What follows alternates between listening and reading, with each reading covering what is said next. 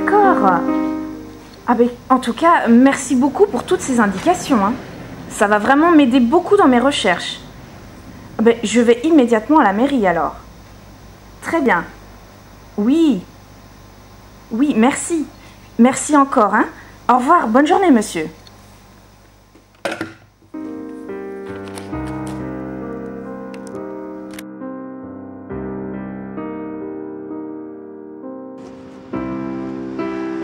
Bonjour Marie. Bonjour Joseph. Alors, cette étude sur Alexandre Marcel? C'est en bonne voie. Justement, je vais à la mairie pour voir la fresque. Elle est pratiquement terminée.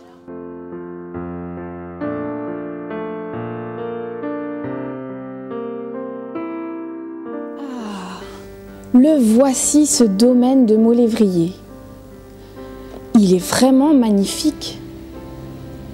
Son histoire remonte à l'an 1000. Savez-vous que le château actuel a été construit par Mansart pour le frère de Colbert? Les républicains l'ont incendié pendant la Révolution. Et il est resté sans toiture jusqu'en 1820. Voyons, la dernière restauration remonte à... Ah mais oui, à la fin du 19e siècle, un peu avant 1900.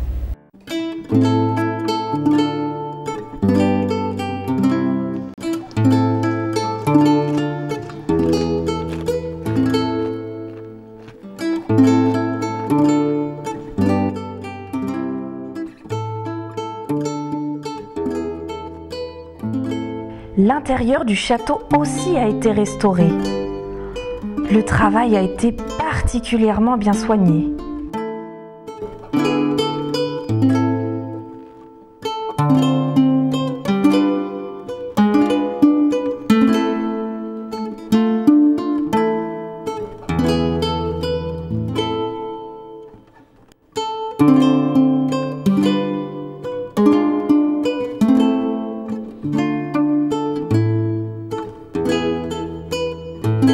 Comme cette cheminée est belle! C'est une copie conforme de celle que l'on trouve à Versailles. Une cheminée restaurée aussi en 1899, par Alexandre Marcel bien sûr.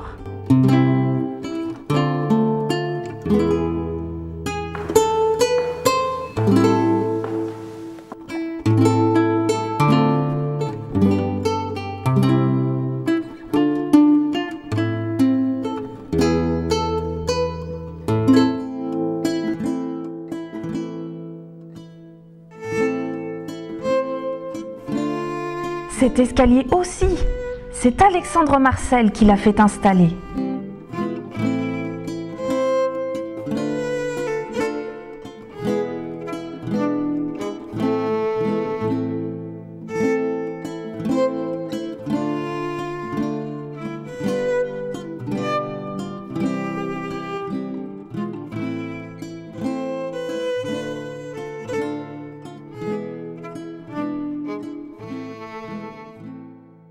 Partout dans cette demeure, des détails rappellent les travaux qu'il a réalisés.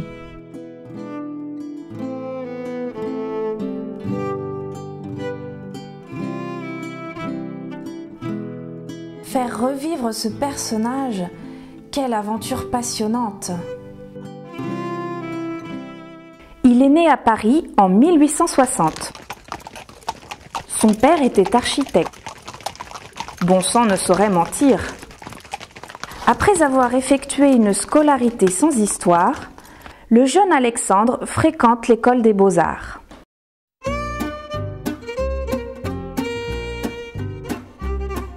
Sa carrière démarre rapidement.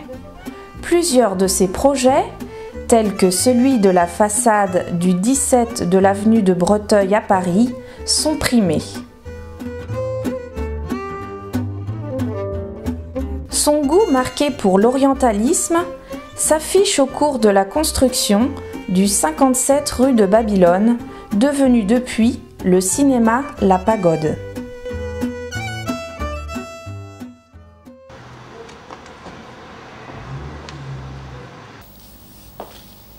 En 1895, Un industriel de Cholet, M. Pelomaille, lui confie la réalisation d'un hôtel particulier.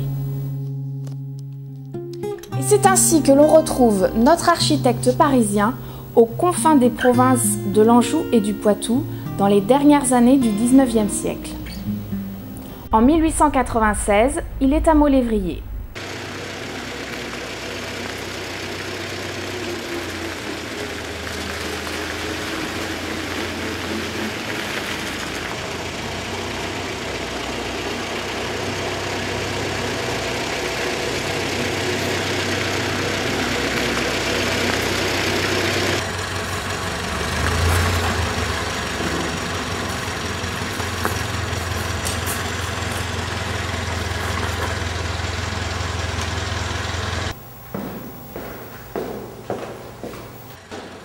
Bonjour monsieur, veuillez vous donner la peine d'entrer.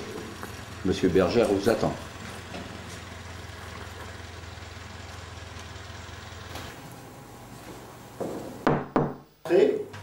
Monsieur Marcel. Bonjour, cher ami. Comment allez-vous? Très bien, bonjour cher monsieur.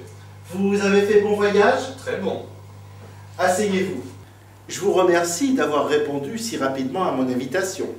Mais c'est bien normal, d'autant plus que votre projet me semble très intéressant. Je vois avec quelle énergie vous dirigez l'hôtel Pelomaille à Cholet. À Cholet, il s'agit d'une construction neuve. Ici, votre projet me semble d'une toute autre nature. Votre mission consistera à remettre en état le gros œuvre. Je souhaiterais aussi que vous repreniez la décoration intérieure. Votre projet me semble très intéressant et il me semble rentrer tout à fait dans mes compétences.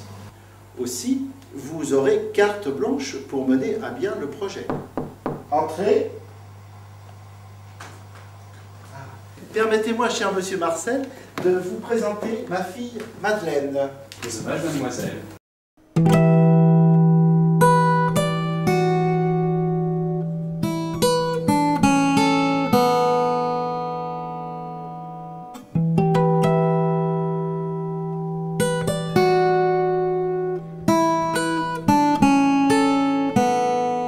Chère Madeleine, que je suis content d'être à vos côtés.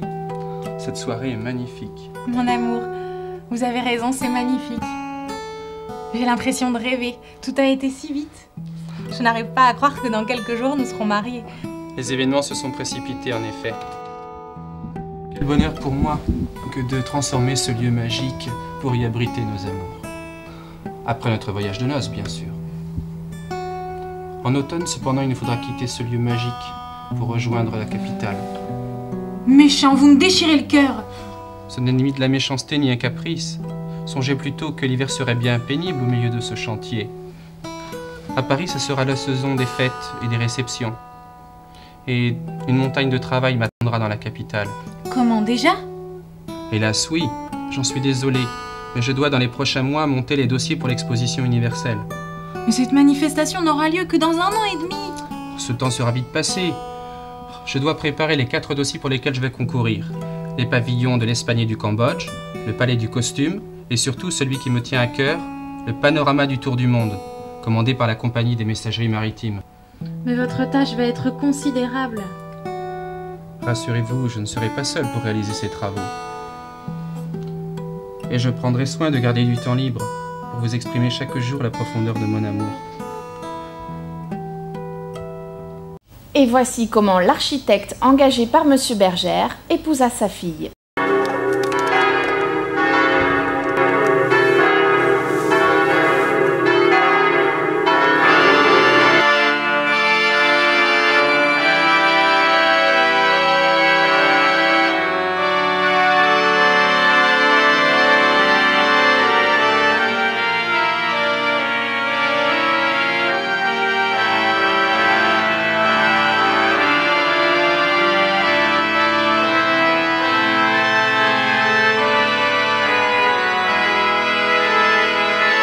De ce mariage devaient naître 3 enfants.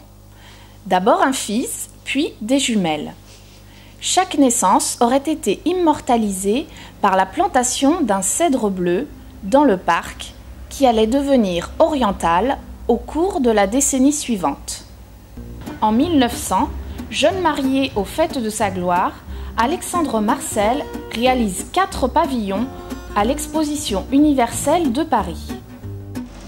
Sa réussite est totale. Les œuvres sont remarquées, primées et récompensées. Ce succès le propulse au premier plan et sa carrière devient internationale.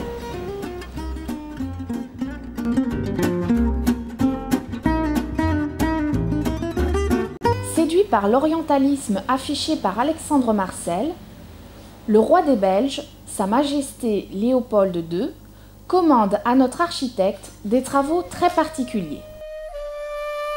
Il lui demande de reconstruire dans son domaine de Laeken à Bruxelles la tour japonaise qui surmontait le panorama du Tour du Monde à l'Exposition de Paris.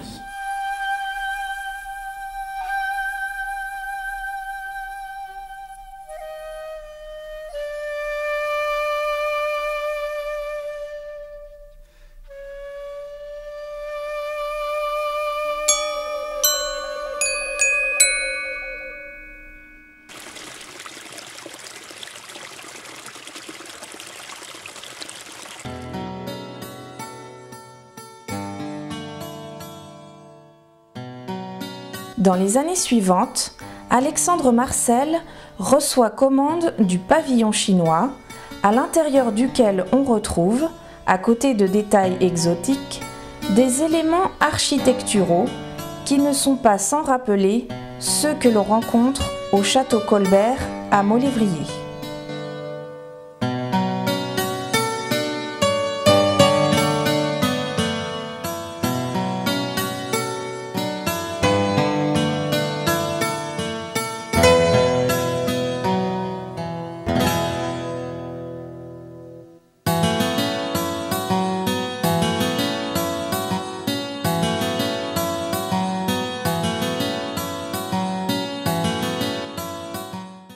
En Belgique, Alexandre Marcel est contacté par le baron Empain.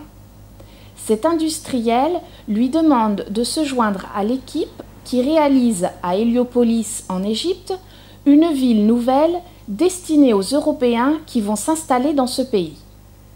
Notre architecte va bâtir dans le désert une villa extraordinaire ainsi que plusieurs maisons individuelles. Pour la circonstance, il se fera urbaniste et endossera dans ce projet grandiose de nombreuses responsabilités.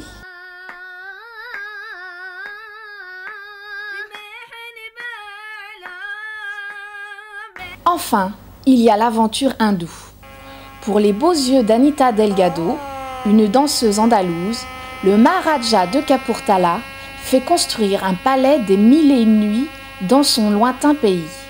C'est Alexandre Marcel qui prend la commande en charge.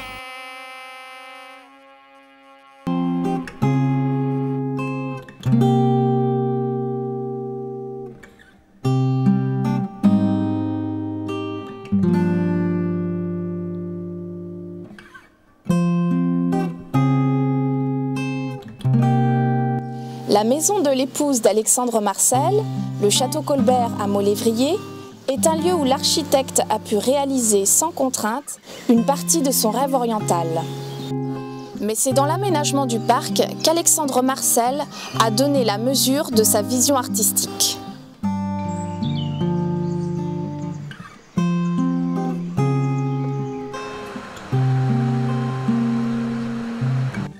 Dans le respect des normes du yin et du yang et des 5 éléments du taoïsme, il a reconstitué ici en France un jardin japonais unique en son genre, par l'extraordinaire richesse de sa végétation et son cadre architectural asiatique.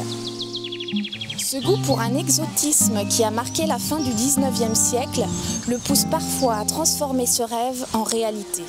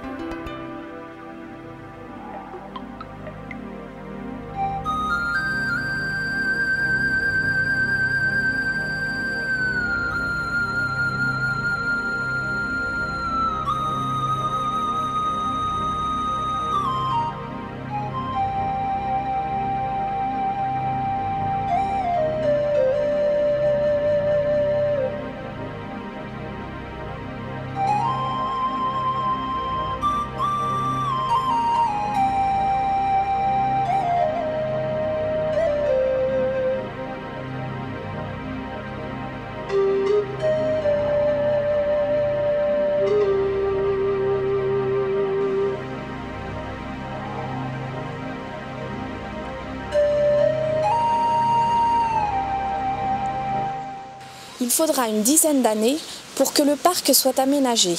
Et ce n'est qu'en 1910 que le site correspondra à l'image que nous connaissons aujourd'hui.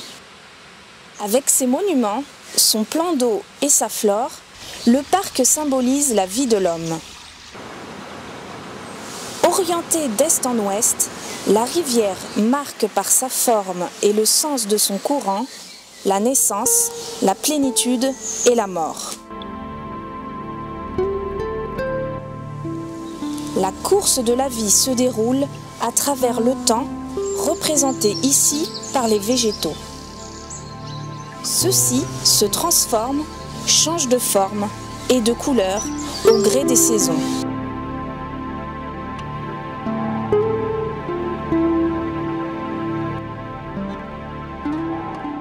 À partir de 1913, puis au cours de la Première Guerre mondiale, le destin d'Alexandre Marcel bascule.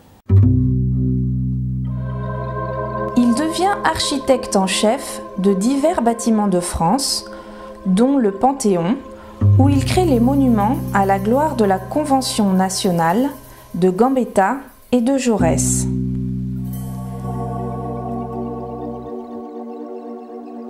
À la fin du conflit, il réalise des œuvres commémoratives, en particulier celle de l'escadrille Lafayette dans le parc de Saint-Cloud.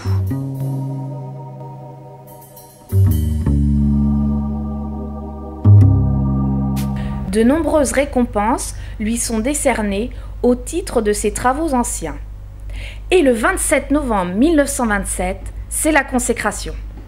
Architecte de grand talent, vous avez toujours mis en valeur l'art de vivre des civilisations de l'Extrême-Orient et plus particulièrement du Japon. Directeur de l'école des Beaux-Arts, architecte en chef des bâtiments civils, du Panthéon et de l'école des Beaux-Arts, chevalier de la Légion d'honneur, nous avons le plaisir aujourd'hui de vous accueillir dans notre illustre assemblée, monsieur l'académicien.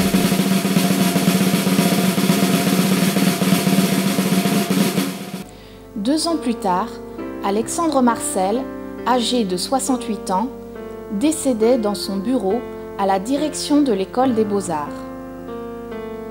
Il a été inhumé au cimetière de Montparnasse à Paris.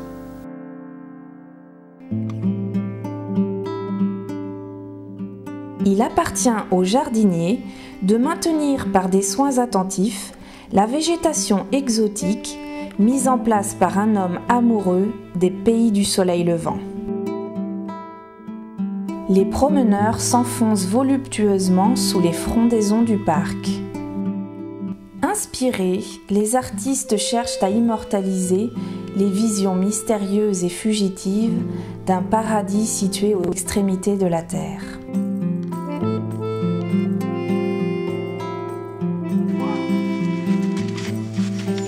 Mais l'exotisme du parc attire également des pratiques culturelles développées habituellement en Asie.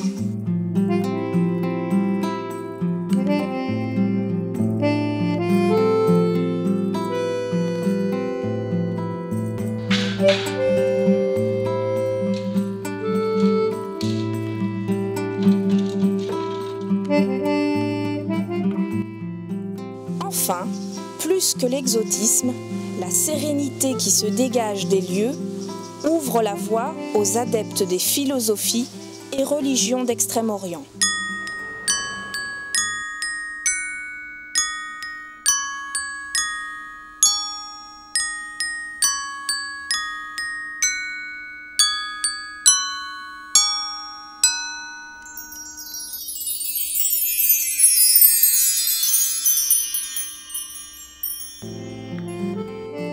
L'art floral japonais, l'ikebana, peut s'exprimer sans contrainte dans les différentes parties du parc.